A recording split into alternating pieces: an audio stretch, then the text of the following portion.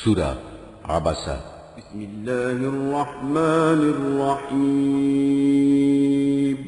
রহমান রহিম আল্লাহ তাআলার নামে। আবাসা ওয়া তাওয়াল্লা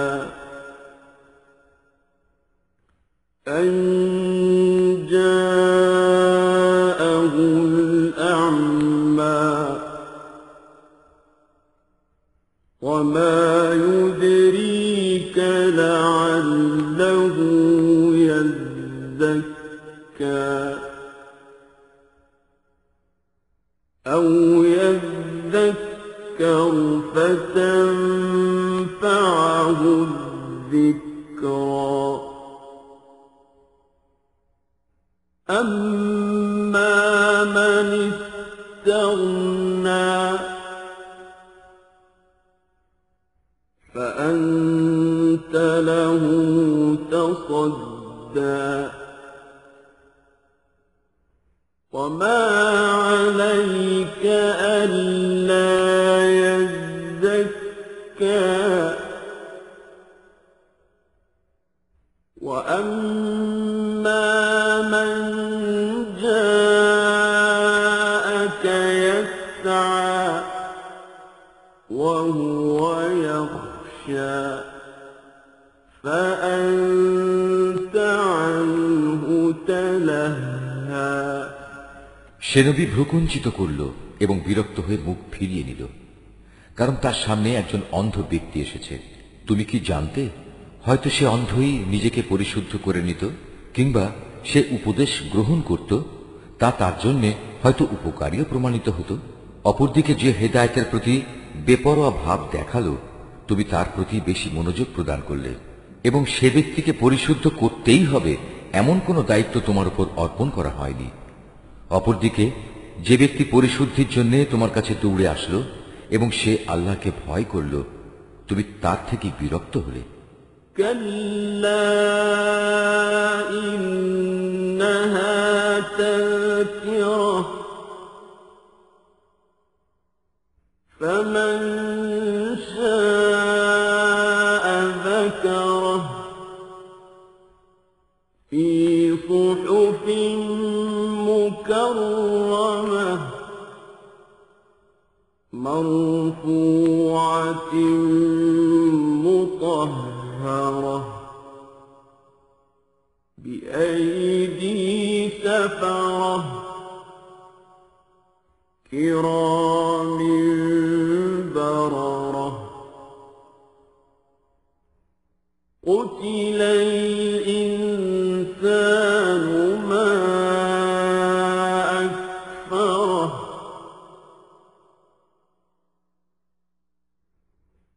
من أي شيء خلقه من نطفة خلقه فقدره ثم السبيل يسره ثم أماته فأقبره ثم إذا شاء أنشره كلا لما يقض ما أمره। কখনোই এমনটি উচিত নয়। এ কোরআন হচ্ছে একটি উপদেশ, যে চাইবে সেই তা গ্রহণ করবে, যার সম্মানিত পুস্তকসমূহে সংরক্ষিত আছে। উঁচু মর্যাদা সম্পন্ন ও সমধিক পবিত্র, এটি সংরক্ষিত থাকে মর্যাদাবান লেখকদের হাতে। তারা মহান ও পূত চরিত্র সম্পন্ন। মানুষের প্রতি অভিসম্পাদ, সে তাই অস্বীকার করল। আল্লাহ তাআলা কোন বস্তু থেকে তাকে পয়দা করেছেন? তিনি তাকে এক বিন্দু শুক্র থেকে পয়দা করেছেন। অতঃপর তিনি তার দেহে সব কিছুর পরিমাণ নির্ধারণ করেছেন। অতঃপর তার চলার পথ আসান করে দিয়েছেন। এরপর তিনি তাকে মৃত্যু দিয়েছেন। অতঃপর তাকে কবরে রাখলেন। অতঃপর তিনি যখন চাইবেন তাকে পুনরায় জীবিত করবেন। কোনো সন্দেহ নেই, তাকে যা আদেশ করা হয়েছে তা সে কখনো পালন করেনি। فلينظر الإنسان إلى طعامه أنا صببنا الماء صبا ثم شققنا الأرض شقا فأنبتنا فيها حبا وعنبا وقضبا وزيتونا ونخلا وحدائق غلبا وفاكهة وأبا متاعا لكم ولأنعامكم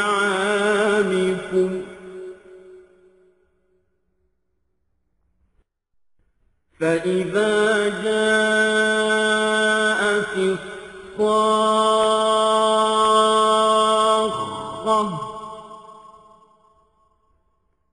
يوم يفر المرء من أخيه وأمه وأبيه وصاحبته وبنيه لكل امرئ منهم يومئذ شأن يغنيه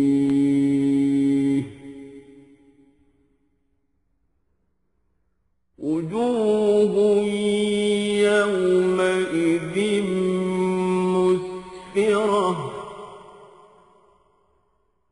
ضاحكة مستبشرة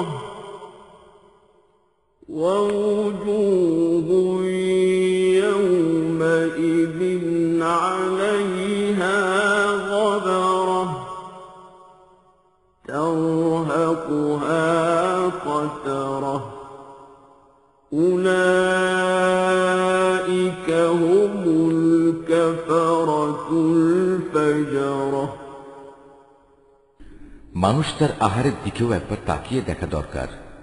আমি শুকনো ভূমিতে একসময় প্রচুর পরিমাণ পানি ঢেলেছি, এরপর জমিনকে বিদীর্ণ করেছি, অতঃপর তাতে উৎপন্ন করেছি শস্য দানা, আঙুরের থোকা ও রকমারি শাক সবজি, আর উৎপন্ন করেছি জৈতুন ও খেজুর সহ বিভিন্ন ধরনের ফলমূল। আরো রয়েছে শ্যামল ঘন বাগান। উৎপন্ন করেছি ফলমূল ও ঘাস। এসবই তোমাদের ও তোমাদের গৃহপালিত জন্তু জানোয়ারের জীবিকা নির্বাহের জন্য। অতঃপর যখন বিকট আওয়াজ আসবে, সেদিন মানুষ তার নিজ ভাইয়ের কাছ থেকে পালাতে থাকবে তার নিজের মা থেকে, নিজের বাপ থেকে, সহধর্মিণী থেকে, এমনকি তার ছেলে মেয়েদের থেকেও। সেদিন তাদের প্রত্যেকের জন্যই পরিস্থিতি এমন ভয়াবহ হবে যে তাই তার ব্যস্ততার জন্য যথেষ্ট হবে। কিছু সংখ্যক মানুষের চেহারা সেদিন উজ্জ্বল হবে, তারা সহাস্য ও প্রফুল্ল থাকবে। অপরদিকে সেদিন কিছু সংখ্যক চেহারা কুৎসিত হবে, তার উপর যেন ধুলাবালি পড়ে থাকবে, মলিনতায় তা সম্পূর্ণ ছেয়ে যাবে। এই লোকগুলোই হচ্ছে কিতাব অস্বীকারী এবং এরাই হচ্ছে পাপিষ্ঠ।